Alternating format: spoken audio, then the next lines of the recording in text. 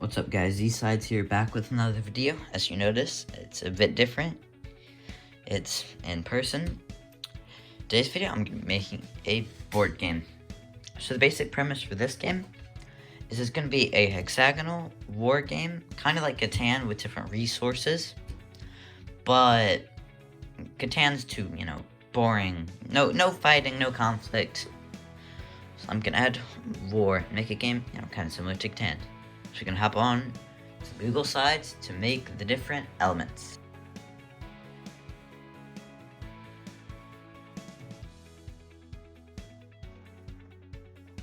Like Catan, there's going to be different tiles, but unlike Catan, these are going to be, tiles are going to serve different purposes. So obviously we have our basic little grass tile, just going to be, it has little lines through it. That's each position that units can be on.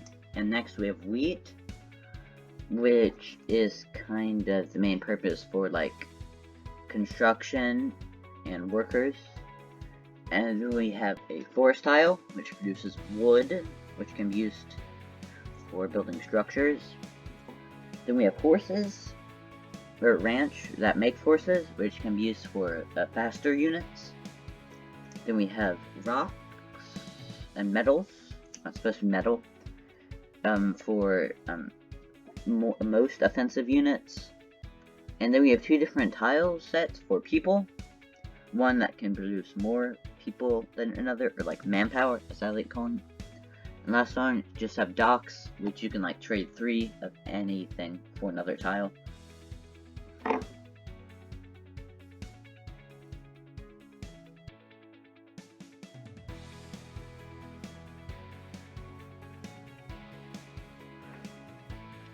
Next up, I'm just creating the different icons for each resource tile. Obviously it's a rock for rocks, a horse for horses, wood for wood, wheat for wheat, and a person for manpower.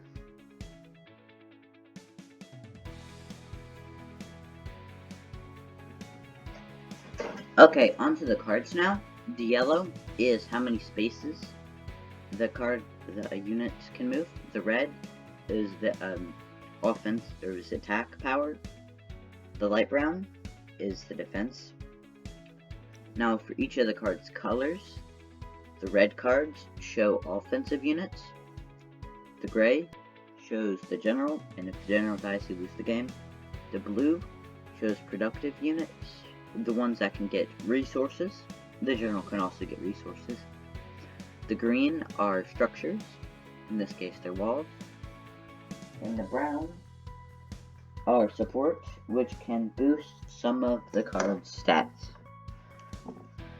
Now I'm finishing off stuff with designing the tiles, with one set being for the red player, one set being for the blue player, as well with brown being the color for support. However, I only have one support right now, which is the carriage.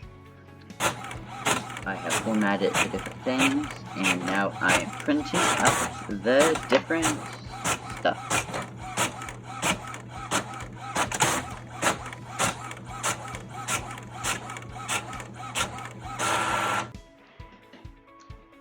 Now comes the funnest part of this entire process, cutting it out. So this took me about an hour. I mean, it's not too long. It was just tedious, and some of the cuts were not the best. And it came out messier than I would have liked, with some, white still being shown, or some of the cards not being perfectly square, some of the tokens, but all of them, you can tell what they are. So it's good enough. So if you're wondering why I'm back on people's slides, well, that is because I wasn't most bright in that moment, and I had forgotten to design the walls, both walls. So back on both sides, designing the walls. So the way that I wanted the weak walls to work is that with it was 2 hits and then they're destroyed. And the way strong walls worked is that 3 hits and they're gone. 2 walls were pretty simple to make. I was just gonna print it out and then cut it and then flip them or glue them to back itself, make like a 2-sided object. But the 3 to destroy. A bit more complicated. So obviously I need to make 3 different patterns. But how I made it, or what I was thinking of making it, then add an extra one to the bottom, and that I could fold it back onto itself and kind of make like a triangle to show all 3 sides.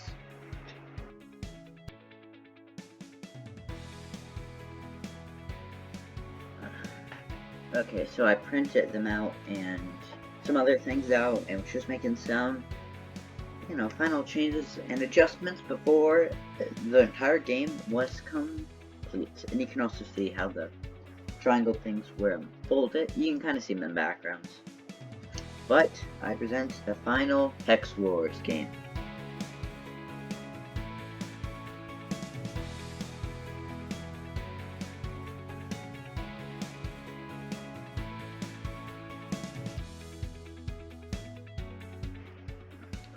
Now that you've seen that, for the setup, to make the game, you just start by laying a hexagon and going clockwise or counterclockwise around to kind of expand the hexagon into a circle.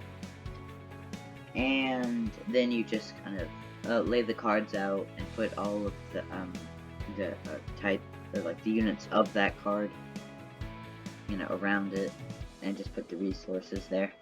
Pretty simple. Okay, now for the actual rules of this game. So, the first player, red, places their general somewhere.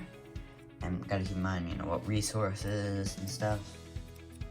Place it probably there, and then they're gonna place 2 workers around their general location. So, probably go there and there, just so I can get some more workers in the early game.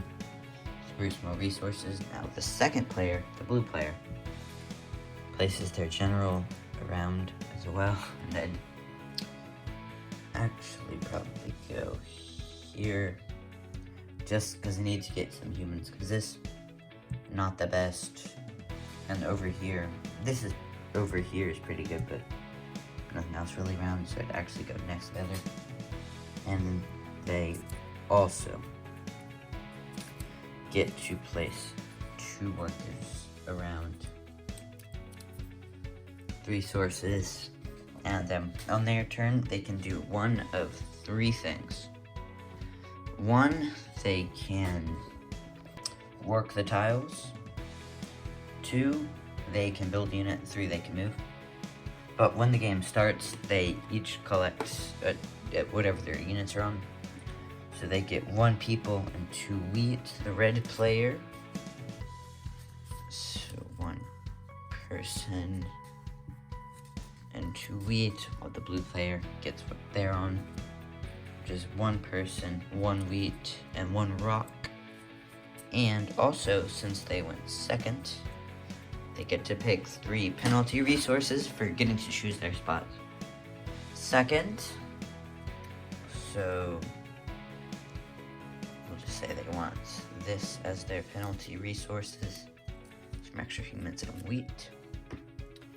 And like I was saying, they can build, on their turn, they can do 1 of 3 actions. So say the red player wanted more wheat, so you work the wheat to get some more wheat. Say the blue player wanted to move his general, you look, and the general has 4 movement, so he can move 1, 2, 3, 4, and just move over there. Now the red player wants to build, a worker, since he has 2 wheat and 1 people. So he trades those in and builds a worker on one of his, any adjacent tile to one of his workers. You get the idea. And then play continues this way until someone's general gets captured. Now, for combat of this game, I'll just set up a little practice scenario. Say it's like someone's knight and worker are getting attacked, or pikeman and worker getting attacked by a knight. Are getting attacked by a knight. So how combat works is I just get the cards for the necessary units. So pikeman, worker versus a knight. So I made this off camera. It's just a normal wooden block with black painted on it. So first we roll for the attackers. If it lands on white, their attack stays the same. If it lands on black, their attack gets reduced by -2. So in this case, their attack would be 3. And now for defense, that's this orange one. We roll. See, their defense is 1. Their defense is 1. But 3 attack versus 2 defense, they win, killing both units, and they just get returned.